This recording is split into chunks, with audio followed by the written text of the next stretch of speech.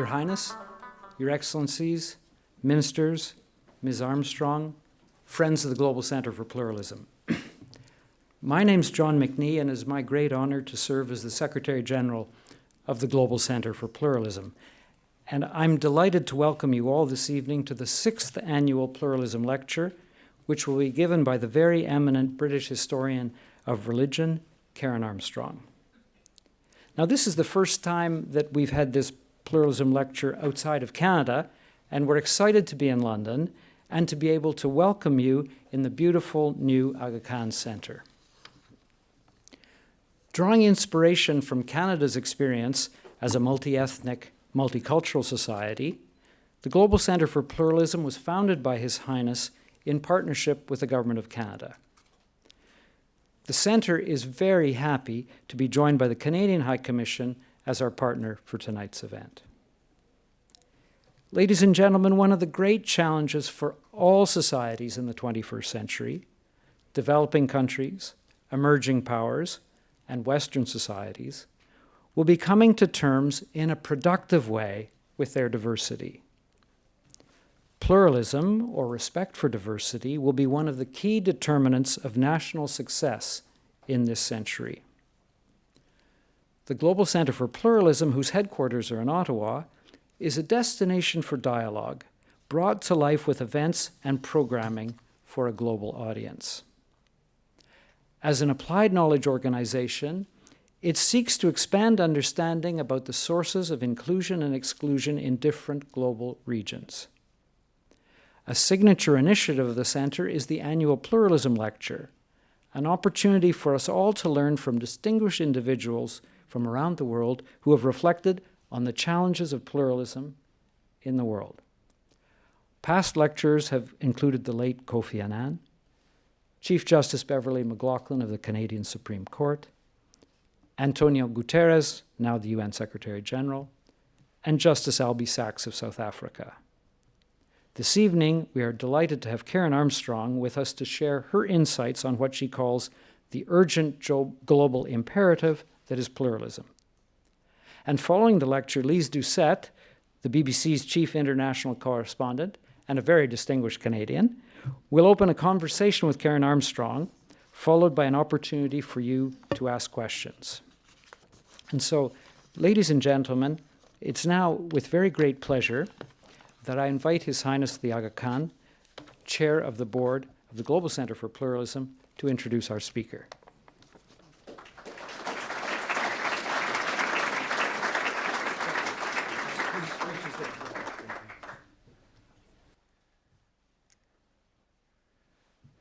Bismillahirrahmanirrahim. Your Excellencies, Ministers, Ms. Armstrong, ladies and gentlemen, it is my great pleasure to welcome you on behalf of the Board of the Global Centre for Pluralism to the 2018 Pluralism Lecture at the new Aga Khan Centre here in London. At the outset, I should like to remark on the passing of our fellow director, the late Kofi Annan. I was privileged to know and work with Mr. Annan for many years. He made an enormous contribution to the Global Centre for Pluralism, just one of his many remarkable contributions to humanity. He will be greatly missed. Our thoughts are with Mrs. Annan at this difficult time. It is gratifying that the important work of the Kofi Annan Foundation for a fairer, more peaceful world is continuing. Ladies and gentlemen, allow me a moment to speak of this beautiful building and the transformative power of architecture.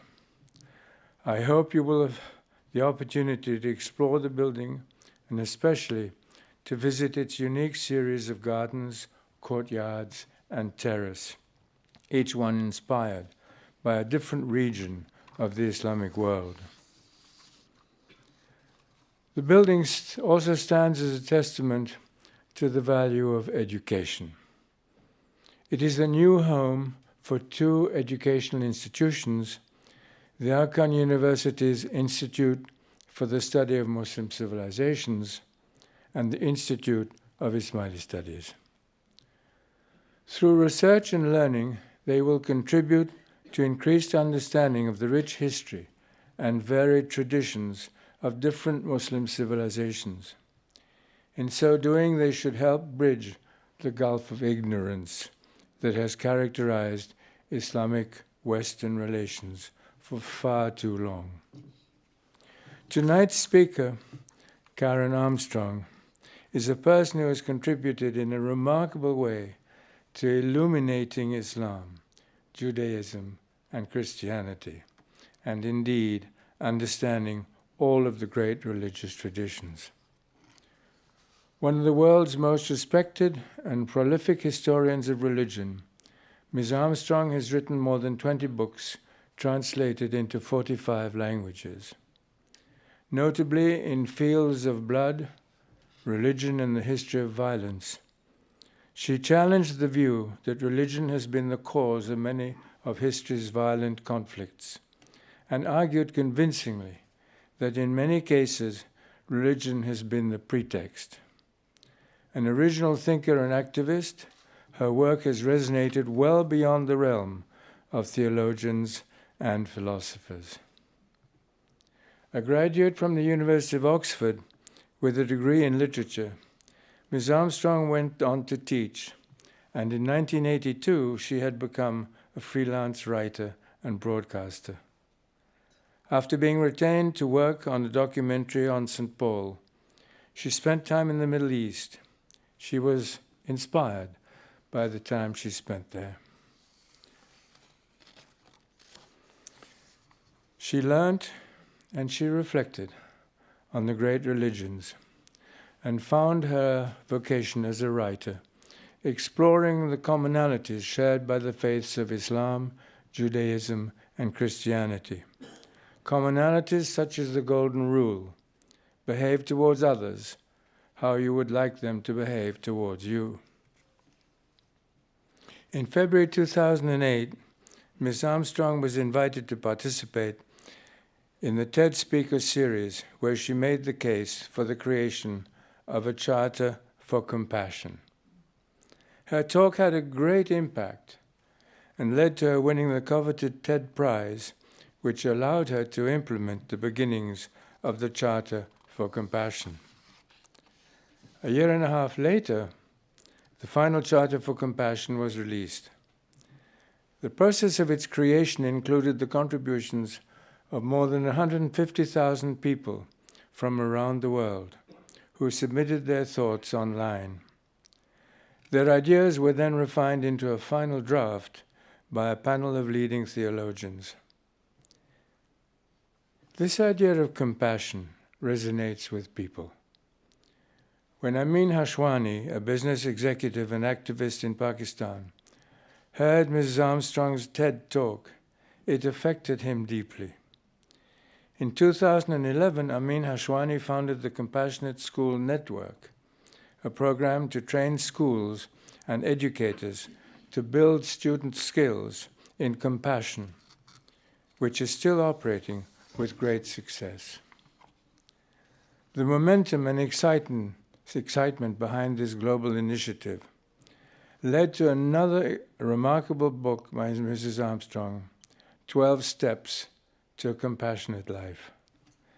Ladies and gentlemen, looking into the future, I think one of the greatest challenges for the entire world will be finding ways in which we can all achieve a deeper understanding of the other and what makes each of us distinct as human beings and as communities. To achieve this vital goal, reflective, creative, and empathetic thinkers and writers will be critically important. Tonight, we are privileged to hear from one of their most respected voices, Karen Armstrong. Thank you.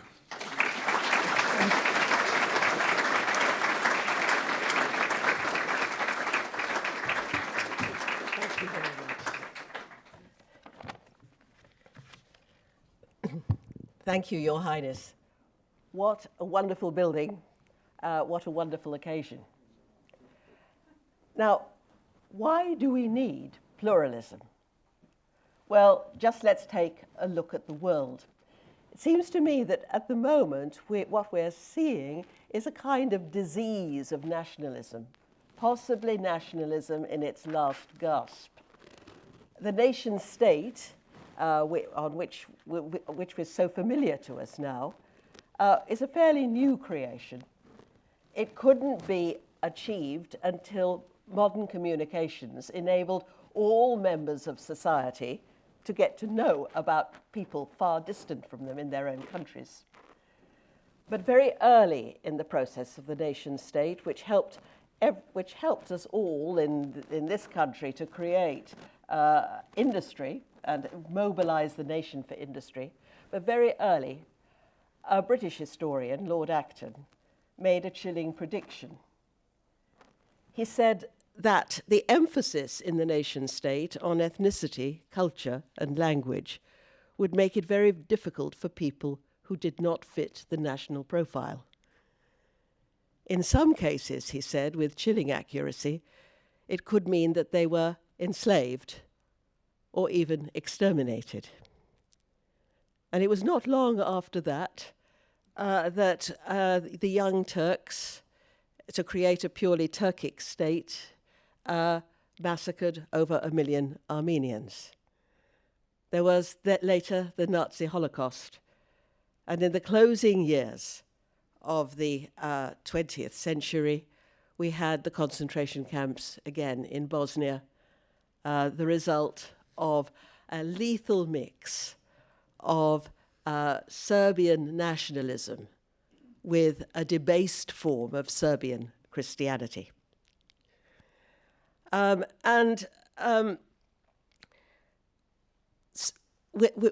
now looking with, I don't want to mention Birmingham, which we've been in the news recently, but a lot of this is due to ego.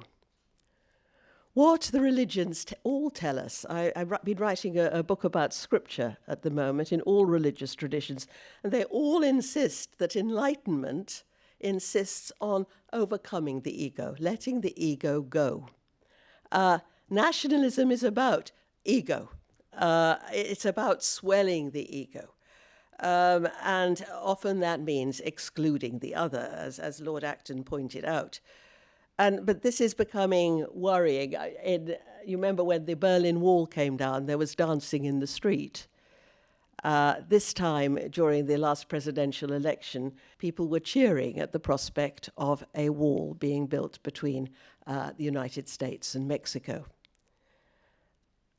Now, a lot of it is ego.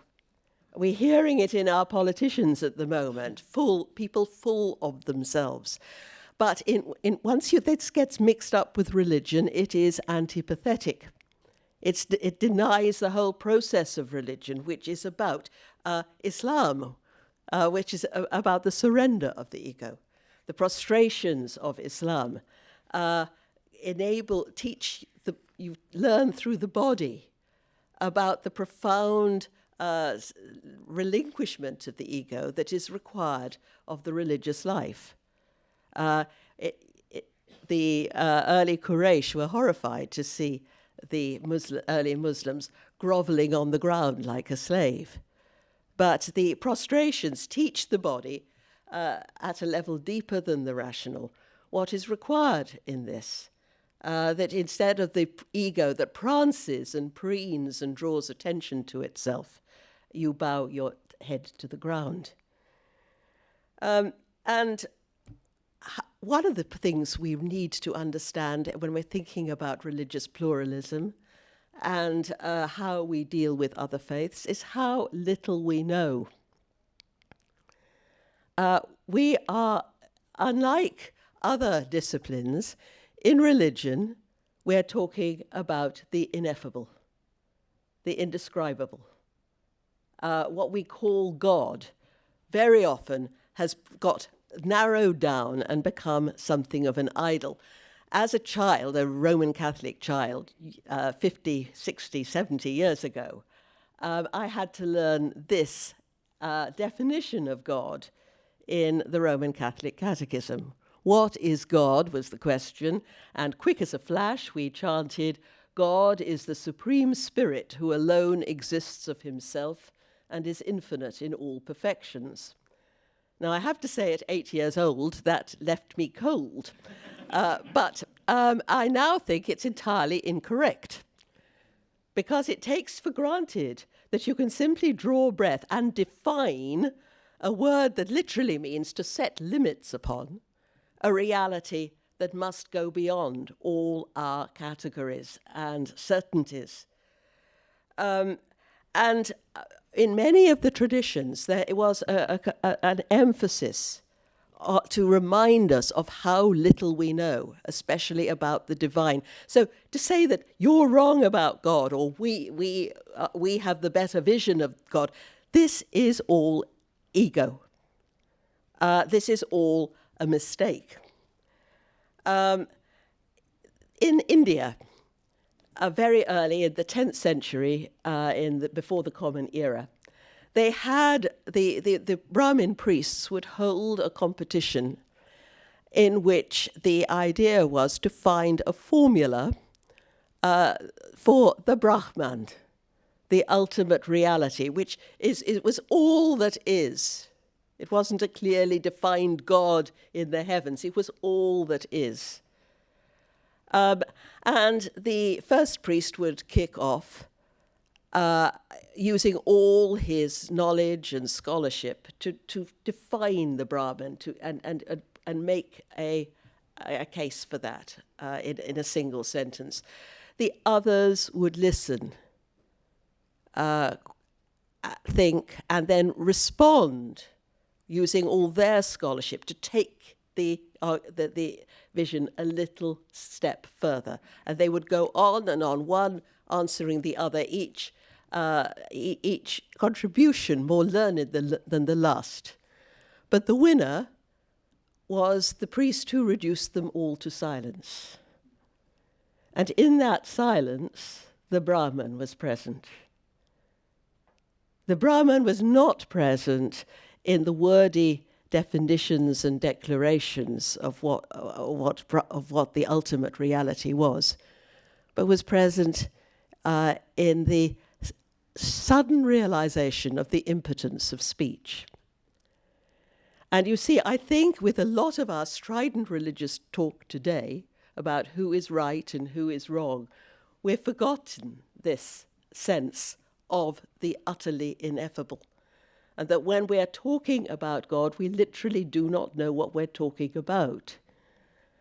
Thomas Aquinas, the great 13th century Aristotelian philosopher who tried to rationalize Christianity, is famous for inventing 5 proofs for God's existence, founded on Aristotle. And he's quoting Ibn Sina, whom he calls Avicenna, and in a way that was highly controversial. This was the period of the Crusades, of course, but he is quoting Ibn Sina with great respect. And he gives 5 proofs. They start his masterwork, Summa Theologiae. God is the highest excellence. God is the first mover. God is the prime existent, etc. But no one ever reads the bit that comes next, because having proved God's existence, at the end of each proof, rather perfunctorily, he then says, that is quod omnes dicunt Deum. That is, which can be translated as, that is roughly what we're talking about when we talk about God.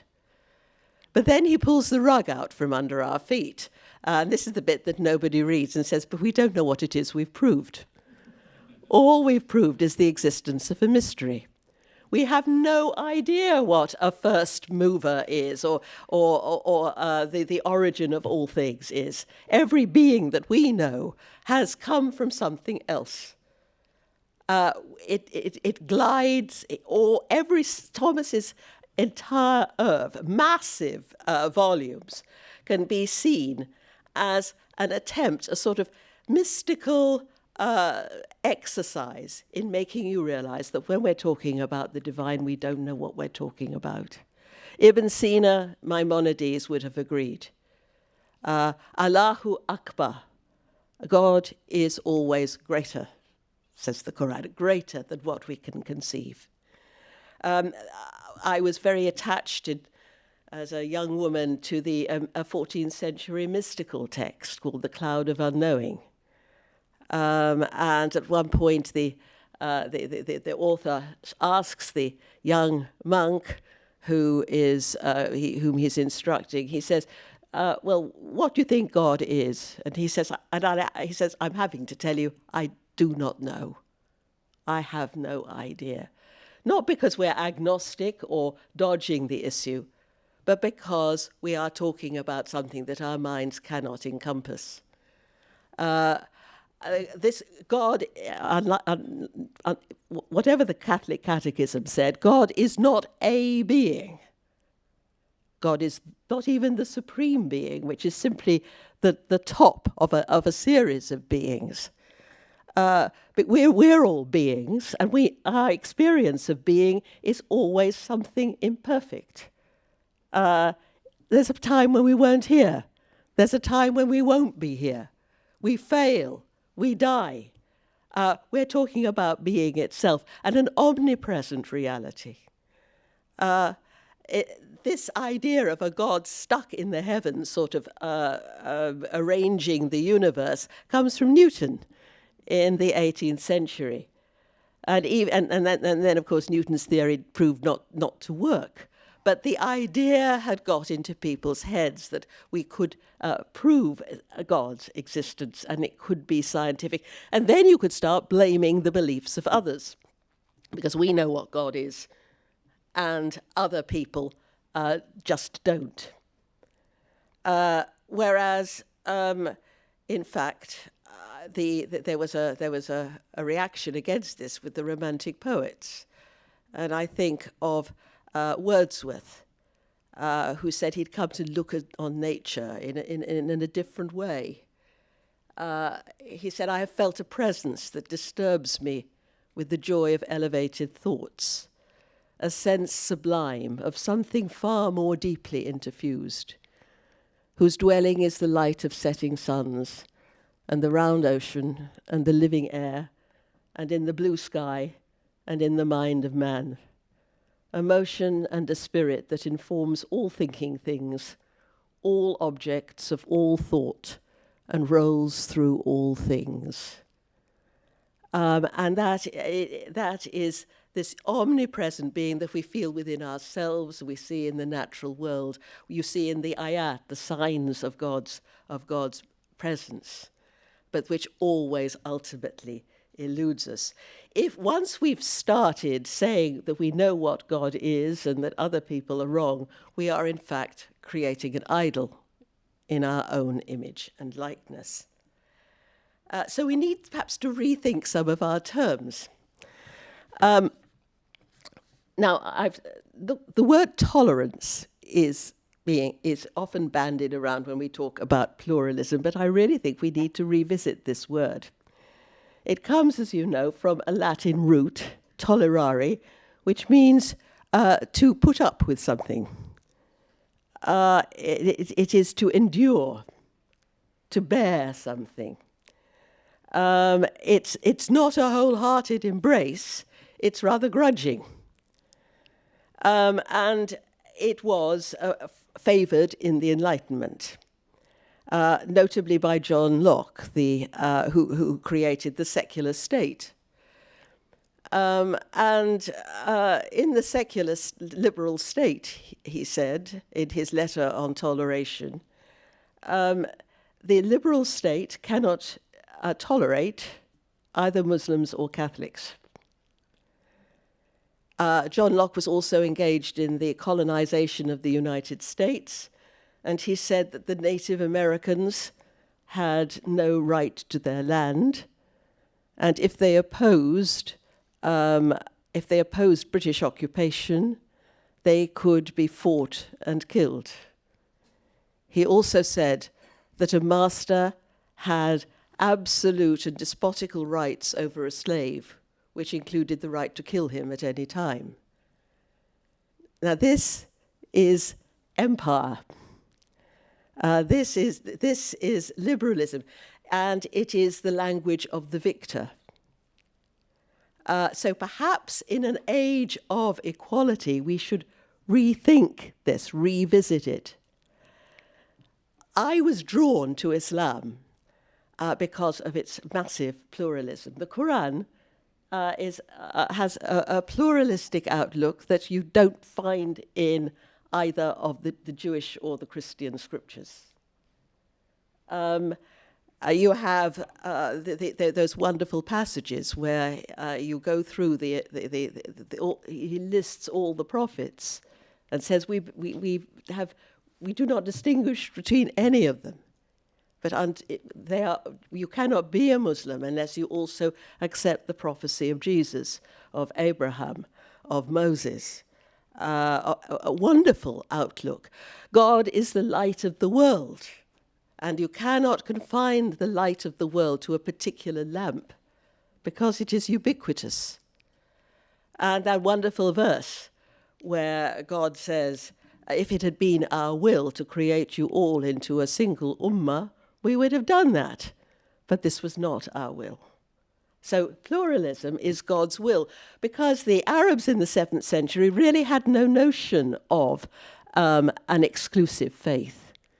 They lived outside the civilized world. They were on the brink of it. They knew nothing about the raging orthodoxies going on in the Byzantine Empire, which I'll return to in a moment, where they weren't even talking about other religions, but the way other Christians viewed Jesus.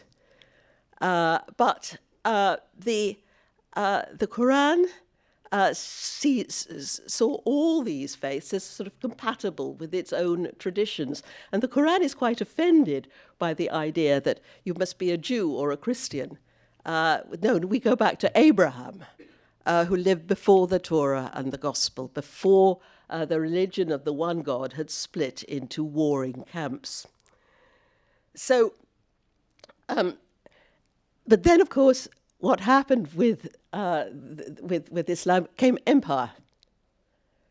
And then, of course, you do have toleration, because in every pre-modern empire, the religion of the ruling class was supreme, and the others were tolerated.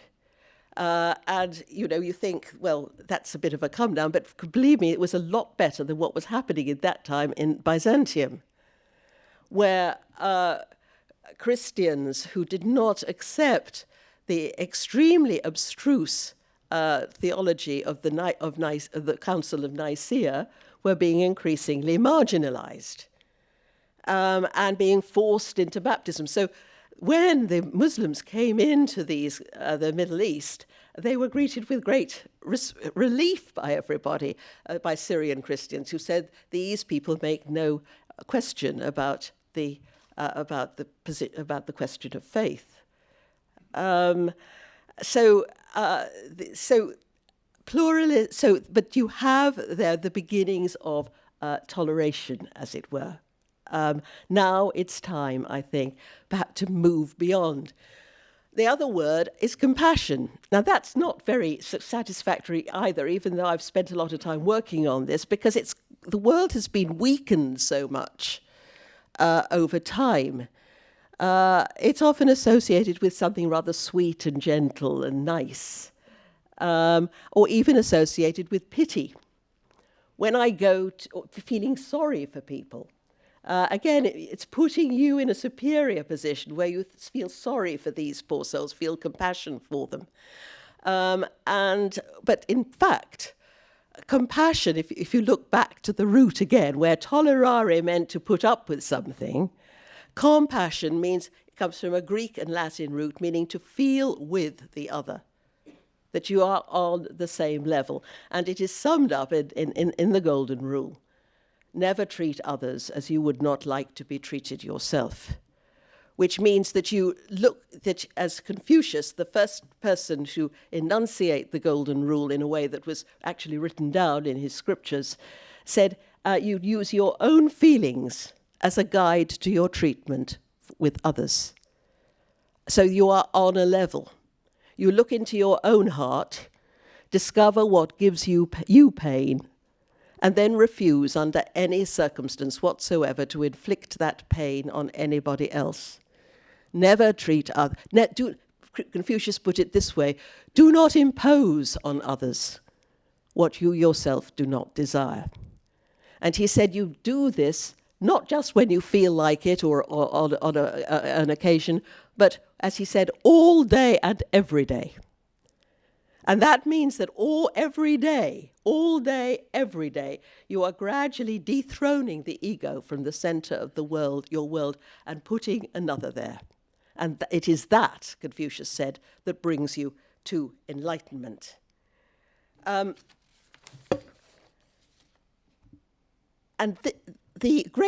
all the great traditions, all the great prophets enunciated this rule.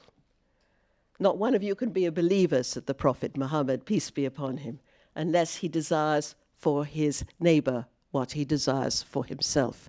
Again, that sense of putting yourself in the shoes of the other. Rabbi Hillel was, in the early 2nd century in Jerusalem, was once asked by a pagan to sum up the whole of Jewish teaching while he stood on one leg. If you can do this, the pagan said, I'll convert to Judaism. And Hillel stood on one leg and said, that which is hateful to you, do not do to your fellow human beings. That is the Torah. And everything else is only commentary. Go and study it. So that was one of the things that they insisted, all these writers insisted upon, was that you could not confine this compassion to your own group. You had to reach out to all corners of the world. And the Confucians, again, who were really quite good at this, always envisage the whole process as a series of endlessly expanding concentric circles. You begin with yourself, getting yourself in order, and your family. You can't go preaching peace and love if your own family is miserable and in disarray. But then it doesn't stop there. You then move out to the city in which you live and work hard to make the golden rule operative in your city. But it doesn't stop there. You then move outwards to the whole country to make sure that everything is okay in your immediate country, and finally to the whole world, that it never stops. You reach out to the ends of the earth. And that dynamism, moving outwards to the ends of the earth, is important. Love your enemy, said Jesus. Now, this is another word that's been debased. Love, in the English language. Didn't you love that movie? I love ice cream, or it's something sort of sentimental. No. Jesus is doing a bit of rabbinic midrash on a ruling in the Hebrew Bible, where in Leviticus he says, love your neighbor. And Jesus is saying, no, take that a bit further and love the enemy. The Hebrew word was hesed, which meant loyalty. And it was a political term used in international treaties. Two kings would promise to love one another. And that didn't mean they would fall into one another's arms and become best friends, but they would look out for one another's interests. They would come to their aid even in time of trouble. They would take cognizance of that person's state, even if it went against their short-term interests, and give them financial, military support, whatever they needed. That is the kind of love we have to give to our so-called enemies today if we want a viable world. And one of the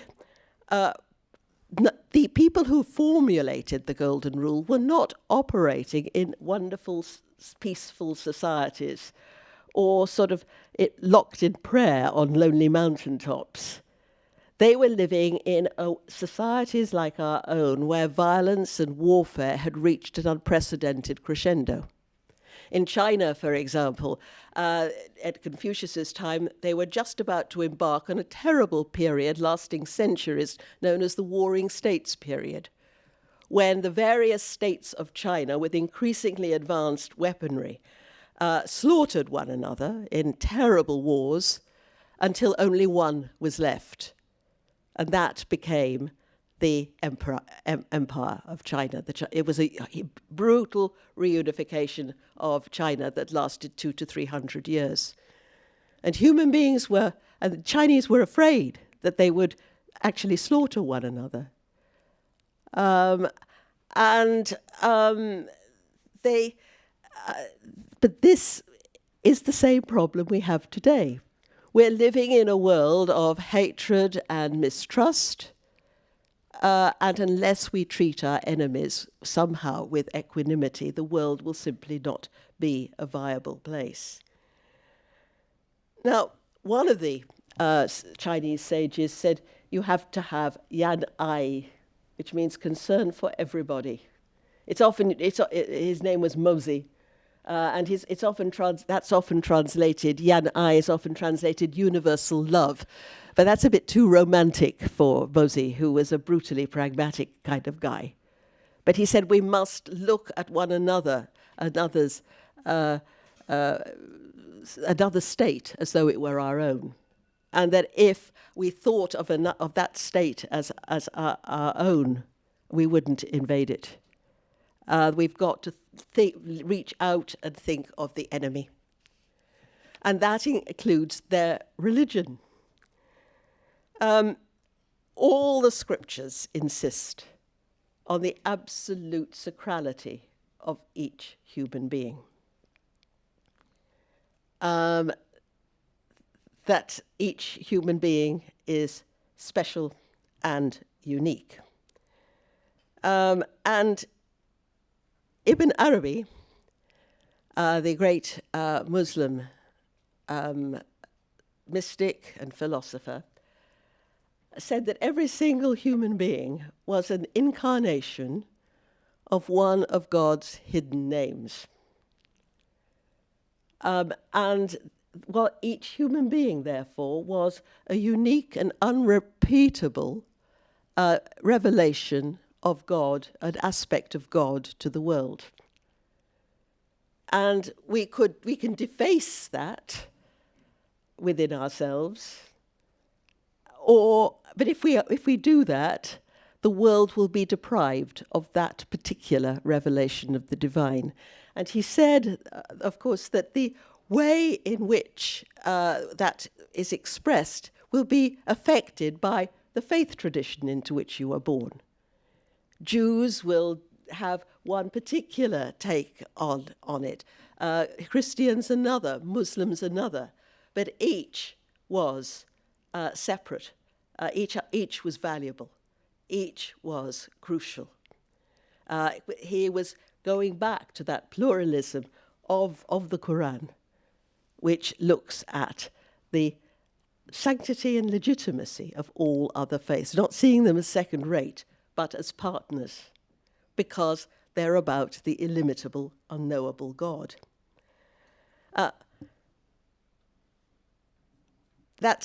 The Hindus said that every single human being, not even every single human being, but every single being has at its core the Atman. That's its inmost, deepest self. And and that's in a tree or an insect or in the human being. And it's difficult to access that. You have but you have to acknowledge it and see that all these beings, each one of them, says one of the sages, we all think ourselves so special and interesting and unique, but we are just like we all have that same core, that same utter sacred core. And we're like a lot of rivers who all end up in the ocean. And once they're in the ocean, he said, they don't go around saying, well, I'm this river or I'm that river. No, they're just the ocean and we are just the divine. But again, that's whatever faith tradition you're in, is in that sense of sacrality. We are losing that sense of sacrality.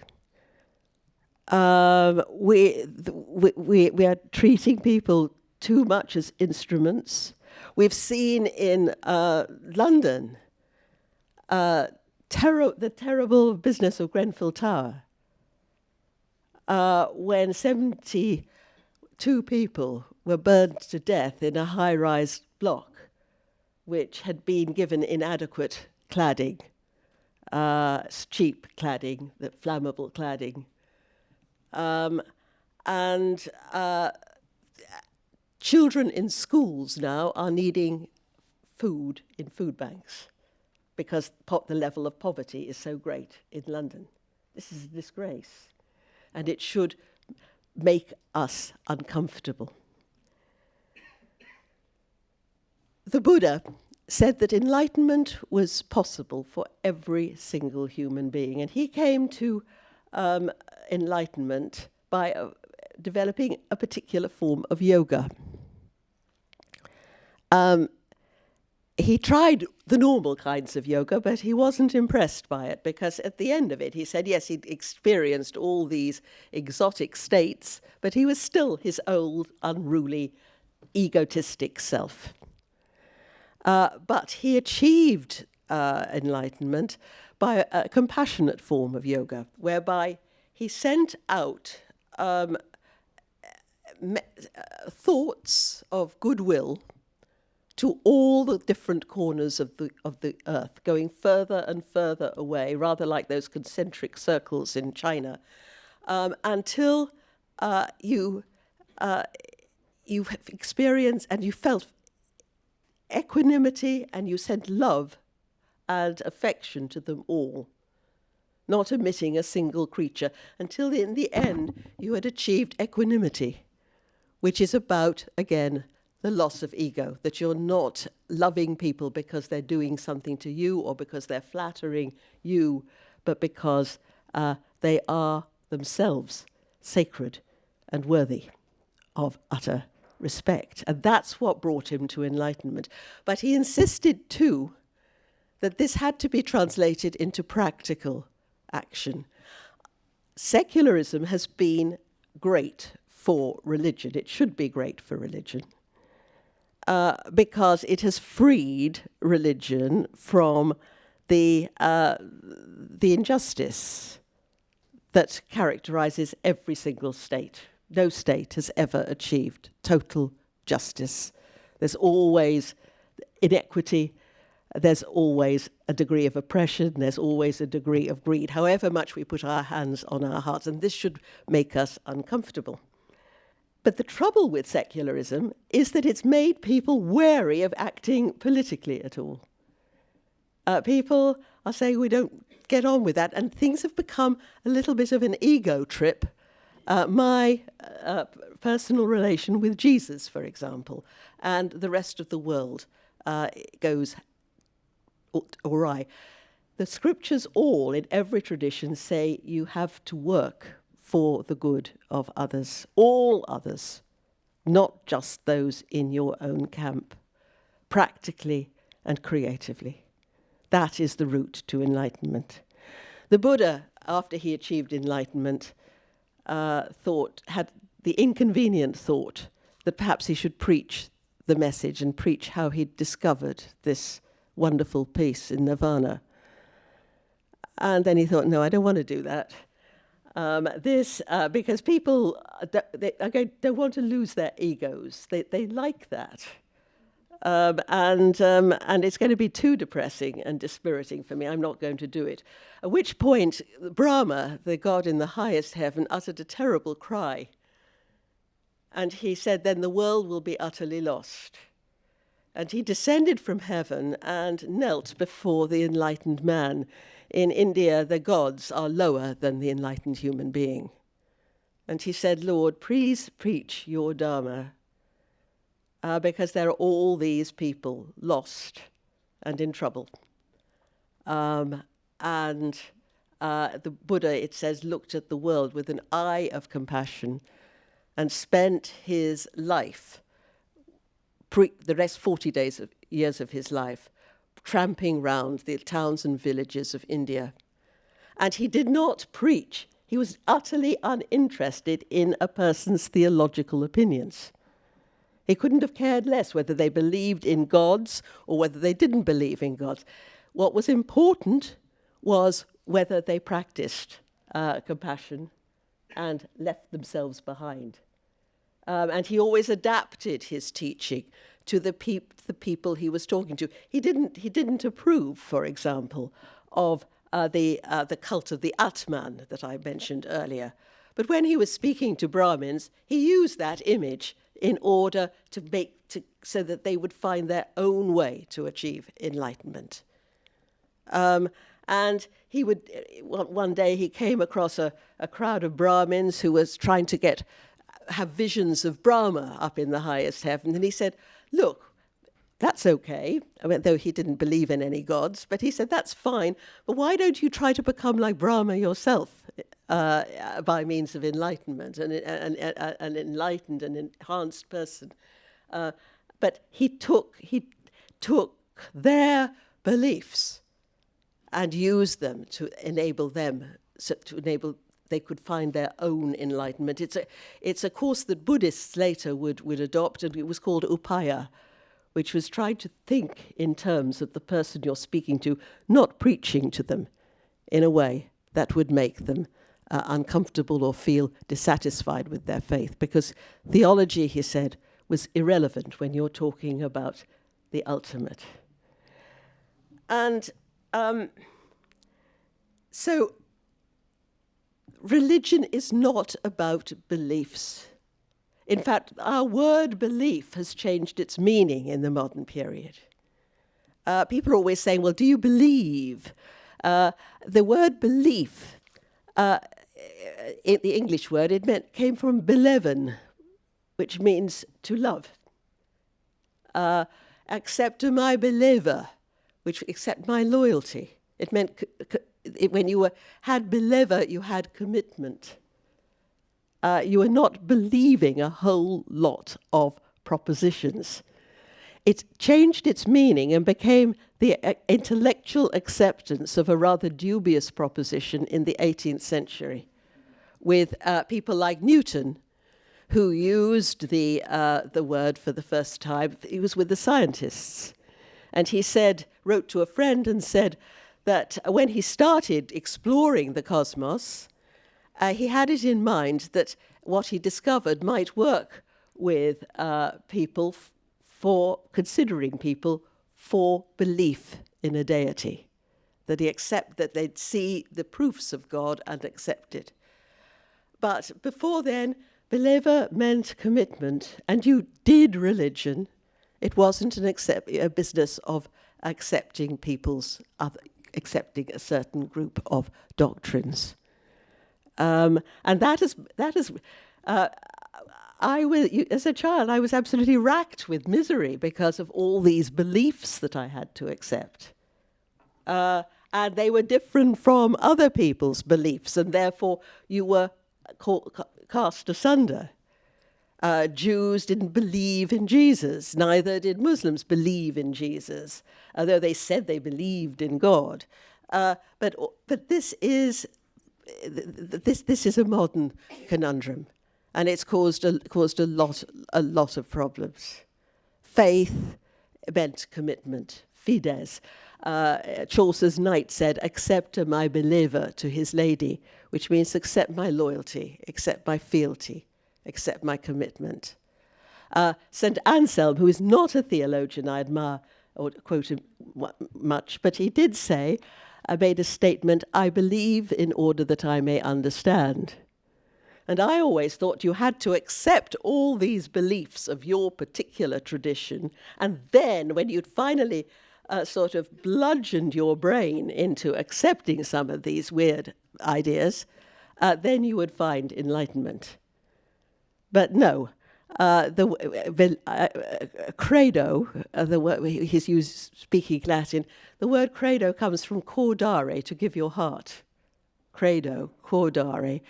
So I commit myself, and then I will understand. You will discover the insights of your faith by living it out. So your beliefs clashing with other people's beliefs, this is all irrelevant. Now, I'm going to end with a quotation from Ibn Arabi again.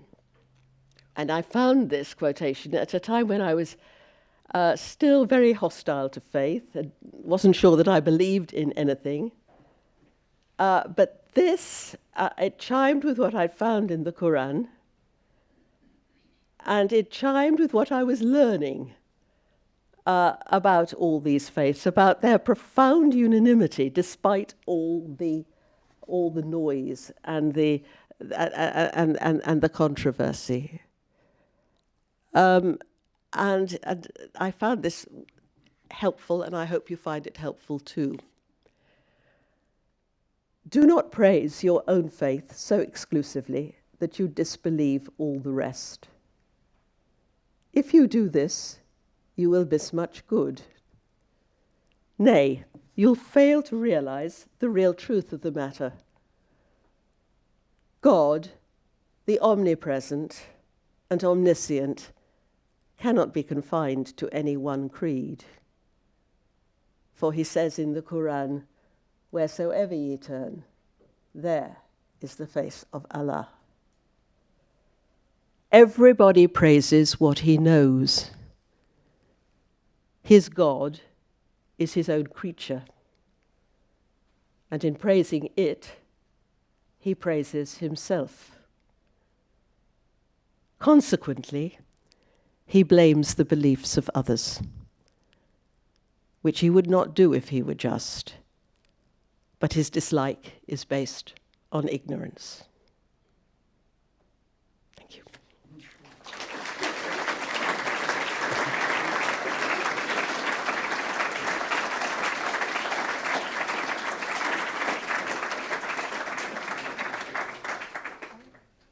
Karen, I think I speak for all of us here tonight in this splendid setting that we've been very much enriched and perhaps in ways reassured by your reading of the scriptures and your reading of the broad sweep of history. So thank you very much for sharing some of just a small bit of your vast knowledge of the great religions of our world.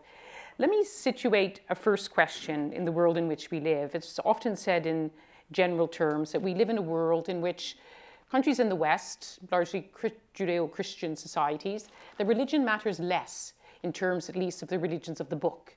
And yet in other parts of the world, the religion matters more, often in terms of Islam or particular interpretations of Islam. Now, it may not be so neat a binary divide, but there are trends, and I'm wondering whether you see danger in these trends. I think America, religion is very important in America. Not always great religion. You know, they've got their own intolerance, but there's a lot too of really interesting, significant thinking, religious thinking in America.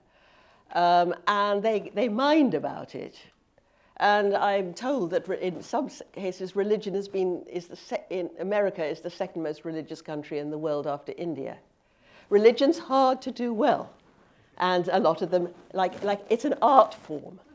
I do see religion as an art form. It is about the discovery of meaning, and it expresses itself best in terms of art, in music, poetry, painting, the architecture, as we see here. And politics in contemporary terms. One would say evangelical Christian in America is becoming more and more political. Oh, that is true, but with not a very compassionate politics. That's the point.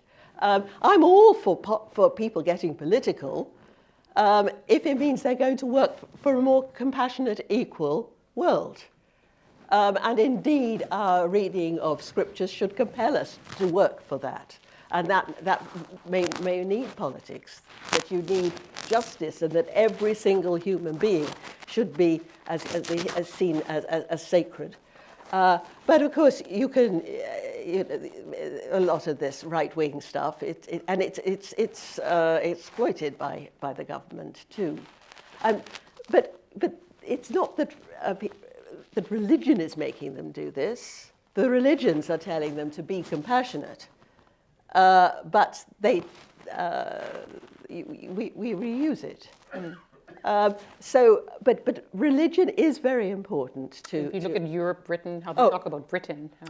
Yeah, Britain, I think, is entirely unreligious. If you say something nice about Britain, I really need to hear. You know, it's one of the worst markets for my books. But I don't mind that because I get left alone to do my work, so that's fine. But things are very different, you know, when I go to Holland. That's the second biggest market for me after the United States. Now, we always think of the Dutch as being extremely secular, and indeed they are, but they understand religion in the way the British just don't. It's been left, I think, I come from Ireland, you see, originally, my people, so that's very, very different. But the British, I just don't think, get it at all. And I'm not sure that we ever did, really. I think we were always, it's an art form at which we didn't excel.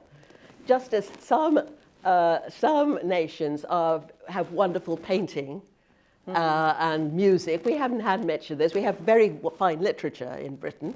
But religion we didn't do. And even back, we were always, and we're the first to start with the Enlightenment, and Newton is ours, and all this. So that was Britain. But the Dutch, that's the second biggest market for me after in that tiny little country. They outsell the British by 15-1, and they ask really good questions. They understand it. And they are involved. Similarly, I had an extraordinary time in Brussels just a few months ago. And I thought, well, this is going to be a bit grim, but the place was packed. And the people were moved. And so you think if there's no Brexit, Britain will become more religious? Oh, no. No. Brexit is their new religion, I think. But just because religions are nationalism is seen as like sport, is a kind of religiosity. I'm just wondering, since you seem to find such hope and reassurance in religion, and you've seen everything that's gone before, you began by talking about nationalism. And I think everyone here tonight worries about the rise of nationalism, the emphasis on the other. But when you look at the sometimes violent nationalisms of today, with the rise of sometimes violent Islamophobia, when you look at it in the vast sweep of history, does it seem particularly troublesome now? Violence, you mean? Just this phase that we're going through. Some people ask, is this a phase or is this the new normal? I think it's a little bit different because I think we're on the cusp of major change. You see, the nation state is looking increasingly creaky because it's not needed much anymore, and we're becoming more and more global because we are interlinked as the human race as never before on the World Wide Web. Our this is what our economies are profoundly interconnected. When stocks fall in one part of the world, stocks plummet all around the world that day. We all face the same environmental catastrophe, and we are retreating from that into these ghettos, a sort of safety thing. And the same is happening in religion. You see, the more we discover about other faiths, because before people who didn't travel much, they might have heard a few weird and wonderful things happening in India, but they had no idea what was going on. But now, since the early 19th century, we've had a chance to see the profundity of these faiths.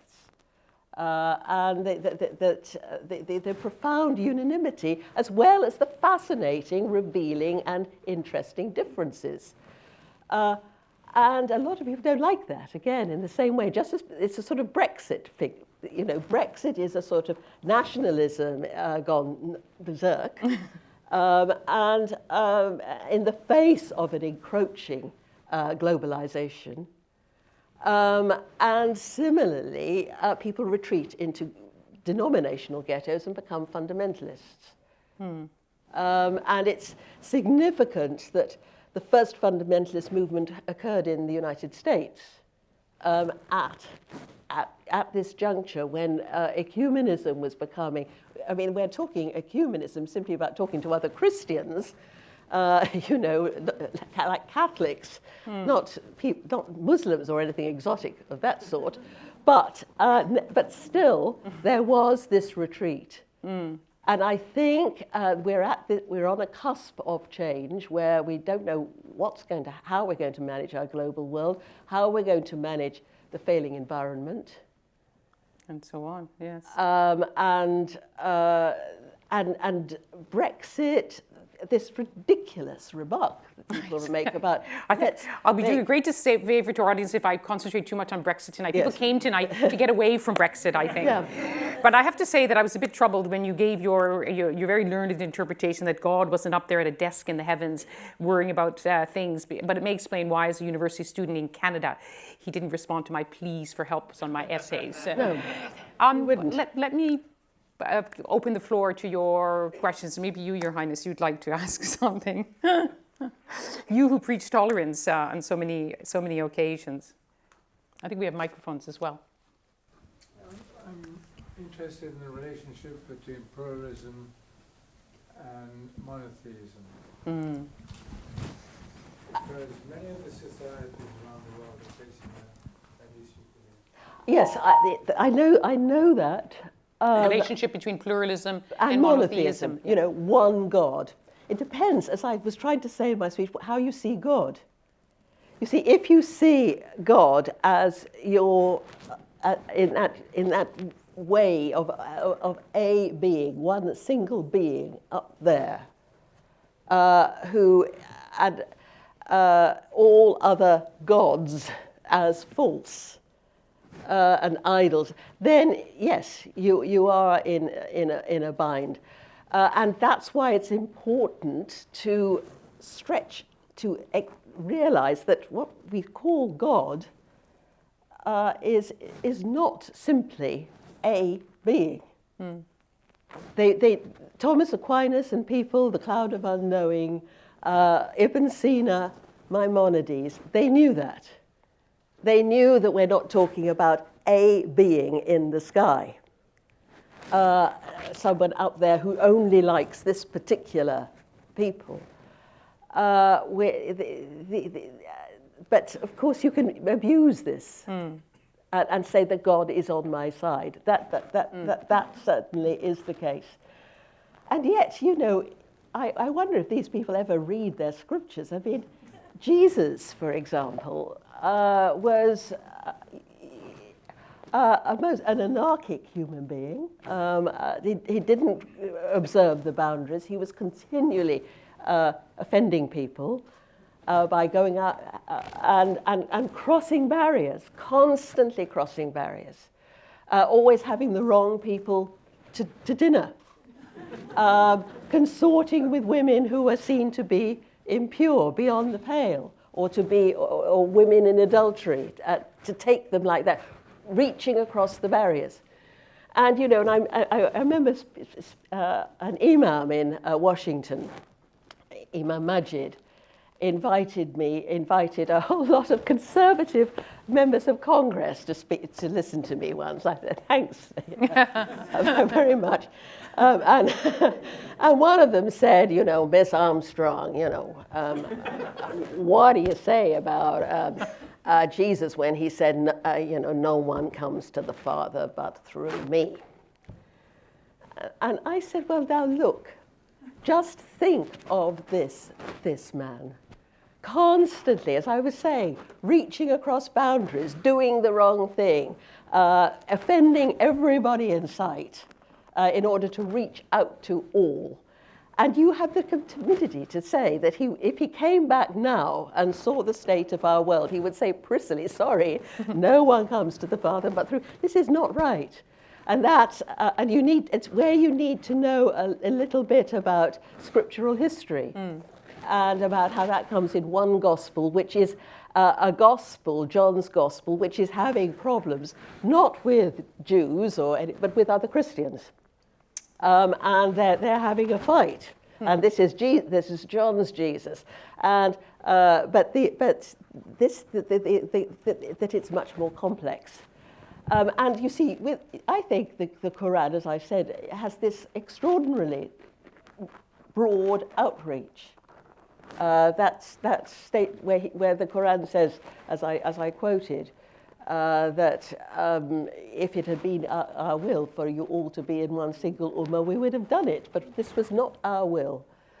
And you have the Sufis, who have, and I know they're not in vogue in some parts of the world, but they have an outstanding appreciation, like Ibn Arabi, of the validity of other faiths. Because once you've glimpsed the divine, then you've left these man-made distinctions behind. But all too often we put fences on God because of our own insecurity. It makes us feel good, and it swells our ego because we're on the right side. I mean, I grew up like this. I mean, I grew up a Catholic, and we didn't even think Protestants were and neither did they think we were. We didn't go to. We lived in a kind of ghetto in Birmingham, a ghetto of Irish. We were all of Irish descent. Went to Catholic schools, could sort of had dances and clubs and church together, and felt that we were a sacred enclave. Well, I no longer think that anymore, as you may have gathered. Let's take another question. Let's take another question. Yes, Rory Stewart. Yes. Rory Stewart. Very interested in your personal experience when you first began discussing Islam, and whether you ever felt nervous moving on to that territory, whether you were ever concerned about offending people, and whether you've actually been in debate with Salafis and what happens when you get into those kinds of discussions. Well, I began by my interest in Islam was with Palestinians in Jerusalem. So they were my friends, and that was fine. I wrote my first biography of the Prophet, as I was telling His Highness earlier, at the time of the Salman Rushdie crisis, because I felt that my own people didn't know anything about the Prophet, and all they knew was what Salman was telling them. And we couldn't find a publisher, because everybody thought that I would be joining Salman in hiding, that the Muslims would be out. But the Muslims, I was amazed by the fact that the Muslims took it to their hearts. And I must say that I've experienced extraordinary generosity. There are times, however, when I went to Malaysia, for example, my books are banned there. Oh.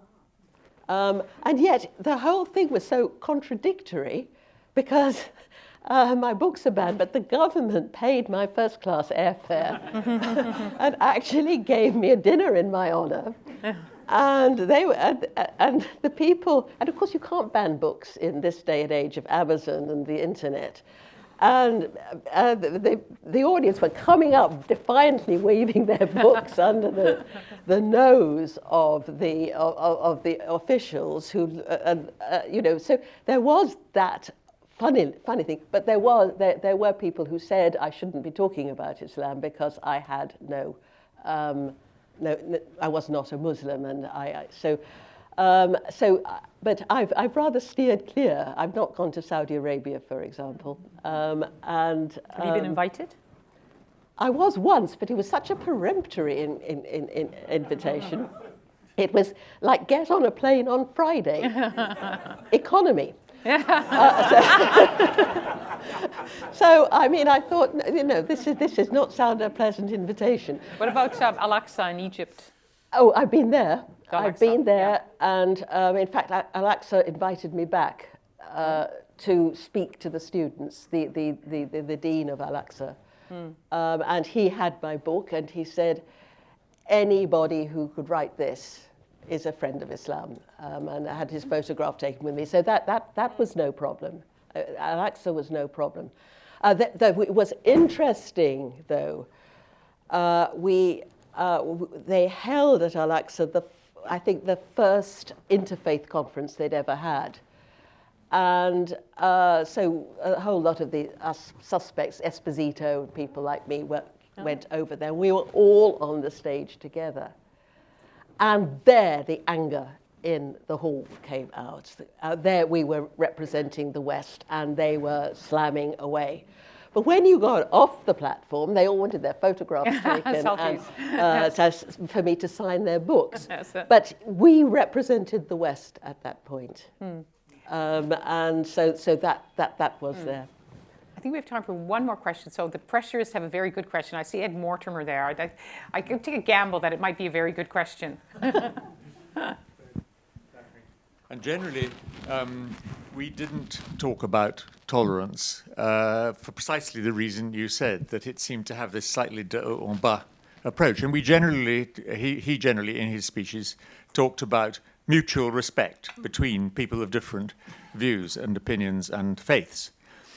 Later, I had another privilege, which was to be the rapporteur for a group of eminent persons from the Council of Europe, chaired by Joschka Fischer, who was the former foreign minister of Germany.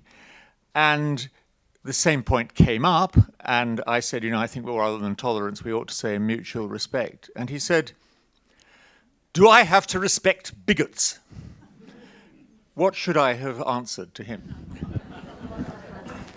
That is a good question.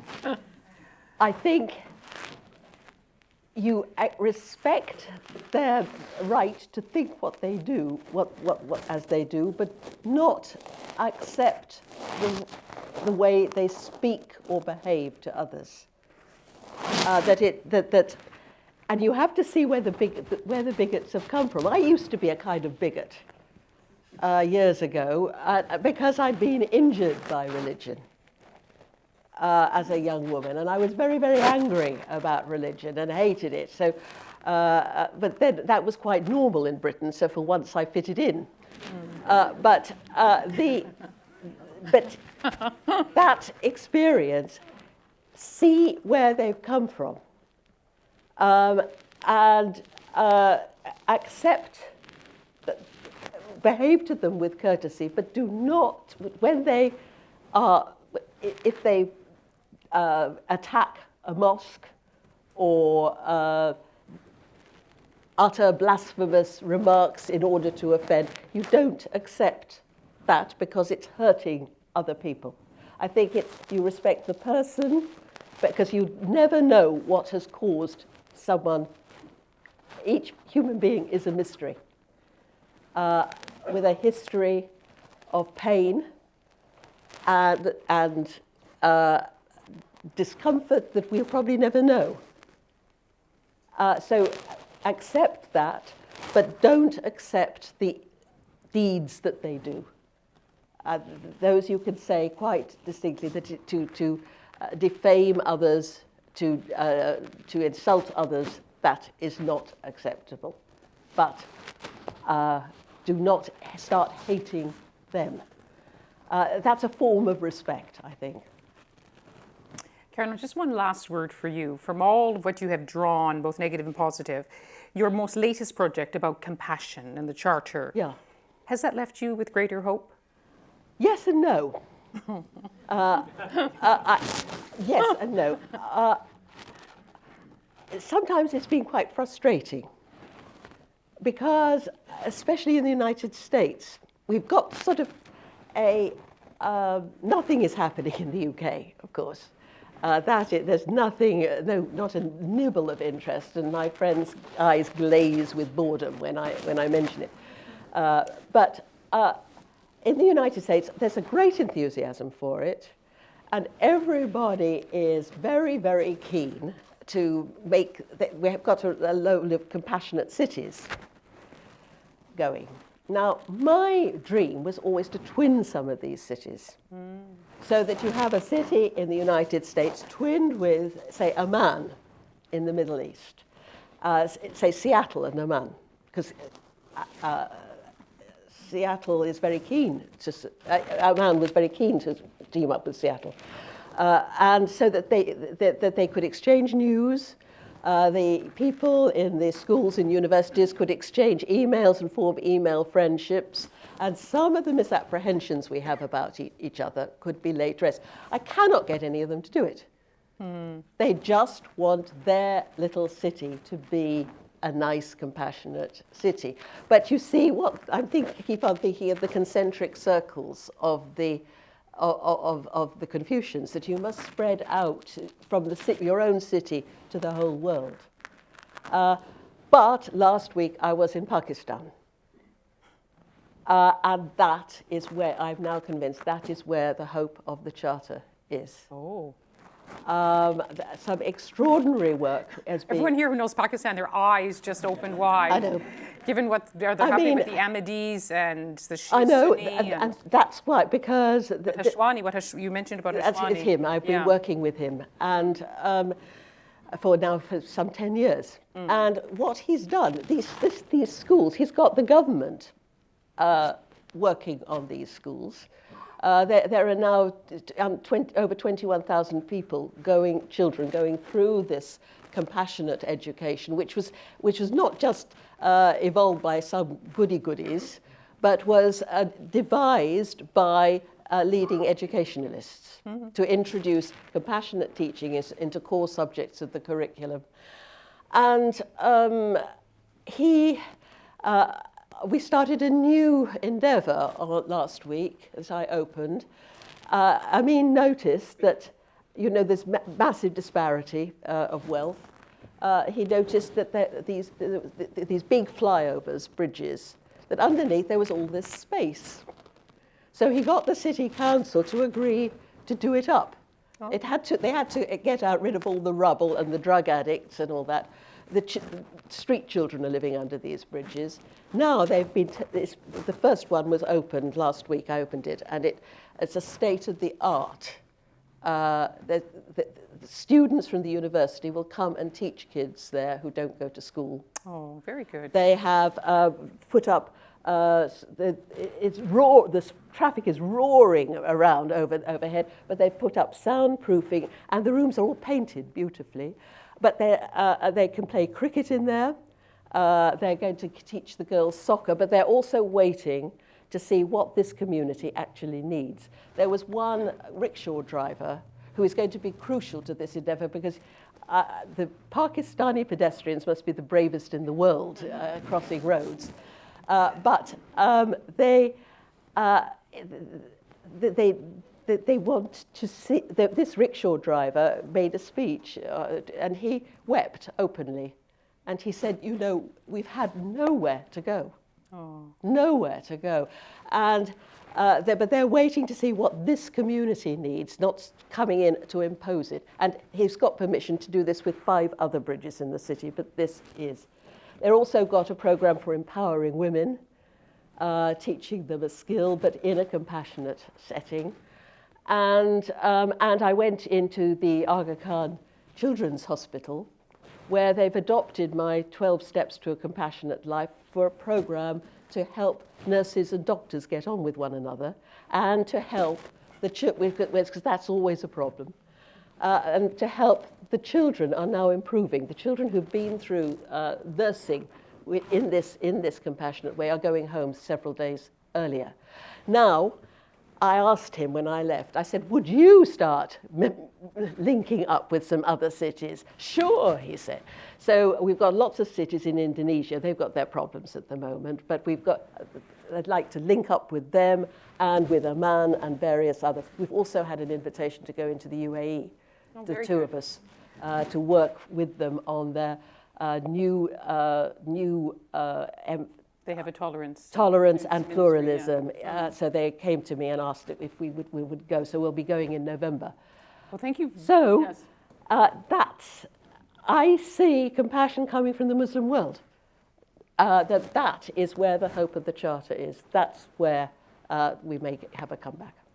Well, I think I thank you from all of us for ending with a positive story of hope. I think we all need it, and I think all of us are very grateful, not just for the time and the thought you put into tonight's lecture, but for imparting some of the wisdom on your own spiritual journey over so many years, manifested in your writing and in your talks.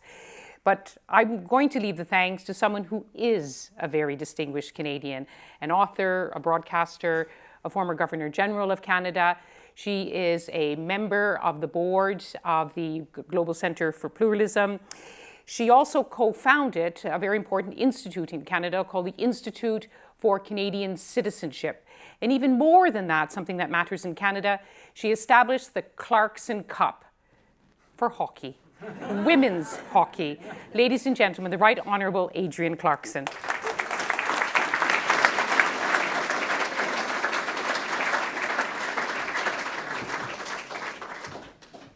First of all, I want to thank you personally, Karen, for this wonderful encounter with you. So direct, so personal, so felt.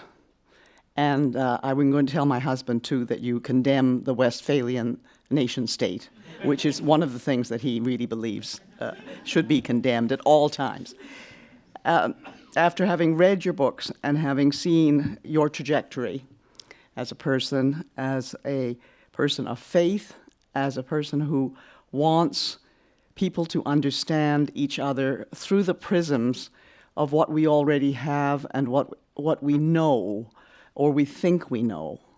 It is deeply, deeply appreciated to see how you syncretize all of this and make it possible for us to understand it. You know, there's a great Canadian author, Margaret Lawrence, who is one of our greatest authors. She died about 20 years ago. She said before she died, what I think is the definition of compassion: if I could leave one thought with you, it would be that you feel in your heart's core the reality of others. And to me, I've never found a definition of compassion that matches that, because it takes away the mushy, pity, gooey stuff, which has nothing to do with how we should feel about child poverty in our very rich cities. In Toronto, for instance, where a number of us live, and is a wonderful city, we have something like 6,000 children living in shelters at night. We cannot afford not to have breakfast programs in our schools because so many children come to school otherwise not able to learn because they haven't had food in the morning. And this is in one of the richest and most developed countries in the world, a highly sophisticated political system, and lots of talk about things that we should be doing.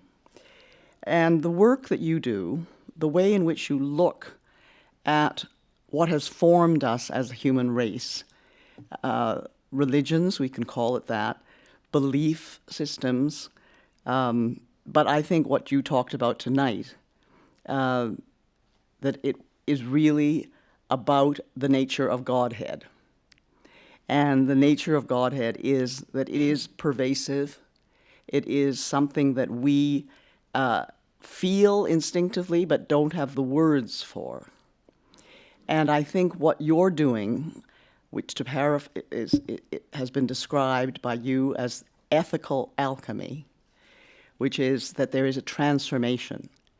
Transformation is what we need in order to understand where it is that we must go now. We are fond of saying we're living terrible times, and everybody has always lived in terrible times. I myself feel, because my own life was so transformed by war, by the nature of fascism, and my whole family, and the way in which we lived and was so transformed by that I think, am I going to be bracketed by the beginning of my life by fascism and by the end of my life by fascism? Is that what it means? Is that what 2 generations means, actually? So I worry about this, and others worry with me. But when I hear somebody like you and see how you have moved from not only your own pain and suffering, but also through the development of your intellectual and spiritual capacities to be able to give to us that nature and that feeling of what transformation can be and can do for us. I want to thank you so much, and we will take it away with us.